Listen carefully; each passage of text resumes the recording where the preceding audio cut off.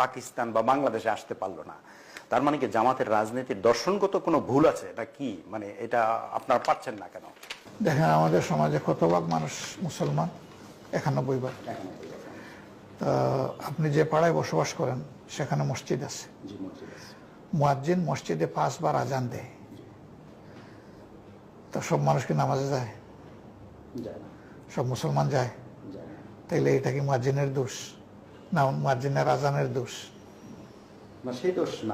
উনি তো ওনার কাজ করতেছেন, আসেন আমাদের দিকে, আসেন কল্যাণের দিকে, উনি তো 5 বার আমাদেরকে ডাকতেছেন না আপনার মসজিদ থেকে। তো এখন এটা ঠিক যে নামাজের সংখ্যা বাড়তেছে, এটাও ঠিক যে জামাতে ইসলামের সমর্থন বাড়তেছে। এখন যখন জনগণের মনে জামাতে ইসলামী এই আস্থা সৃষ্টি করতে পারবে যে জামাতে ইসলামী ক্ষমতায় গেলে কোনো চাঁদাবাজি হবে না, নিজেরা চাঁদাবাজির সাথে জড়িত হবে না এবং কাউকে প্রশ্রয় দিবে না, জনগণের মাল আত্মসাৎ করবে না এবং কাউকে আত্মসাৎ করতে দিবে না, দুর্নীতিপরায়ণ কোনো জায়গায় কাউকে প্রশ্রয় দিবে না, নিজেরা ঘুষ খাবে না এবং কাউকে ঘুষ খেতে দিবে না, নিজেরা একটা সুস্থ শালীন রাজনীতি এবং মানুষের বাঁচার জন্য একটা সুস্থ পরিবেশ দেশবাসীকে উপহার দিতে পারবে। একজন নারী নারীর সর্বোচ্চ মর্যাদা ভোগ করবে, একজন পুরুষ পুরুষের সর্বোচ্চ মর্যাদা ভোগ করবে, শিশু থেকে বৃদ্ধ পর্যন্ত সকলের জীবনের নিরাপত্তা থাকবে, মানুষের সম্পদ এবং ইজ্জতের নিরাপত্তা থাকবে। যখন জামাতের পারফরমেন্সে মানুষ মনে করবে যে ইয়েস জামাত এখন এই ঠিকানায় এসেছে, তখন অবশ্যই মানুষ জামাতকে চয়েস করে নেবে।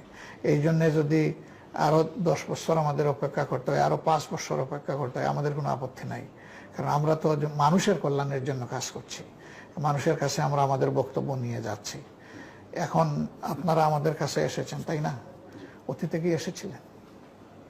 15.5 বছর আসেন নাই, আসার মতো পরিস্থিতি নাই, কিন্তু অন্যান্য দলের কাছে তো গিয়েছেন, সেখানে তো পরিস্থিতি ছিল। তাহলে এই জায়গাটাই আপনি বেশ কমটা ধরে নেন যে আমরা আমাদের বক্তব্য নিয়েই তো জনগণের কাছে আমাদেরকে যেতে দেওয়া হচ্ছে না, বিভিন্ন ধরনের বাধা বিঘ্ন সৃষ্টি করে দফায় দফায় আমাদেরকে নিষিদ্ধ ঘোষণা করে অবৈধভাবে চাপ দিয়ে নিবন্ধন আমাদের বাতিল করে কি আমাদের উপরে করা হয় নাই? ফোন করেই শুধু থামে নাই তো, একদম সমূলে উৎপাটিত করার জন্য বারবার ঘোষণা দিয়েছে যে রাখবই না, শেষ। কোনো সময় বলে ও দেশে এ দেশে পাঠিয়ে দিব, কোনো সময় বলে যে তোমাদের এখানে ভাত খাওয়ারও কোনো অধিকার নাই, বাঁচারও কোনো অধিকার নাই। সেই কথাগুলো আপনারা শুনেন নাই, আপনাদের মিডিয়া উঠে আসে নাই। আর কোন দল বলেন তো এই বাধাগুলার মুখে পড়েছে? আলহামদুলিল্লাহ কেউ পড়ে নাই, আলহামদুলিল্লাহ। এরপরেও যে বাংলাদেশের জনগণ জামাতের উপরে প্রতি যে সহানুভূতি সমর্থন দেখাচ্ছে, আমরা আসলে অভিভূত এত কিছুর পরে।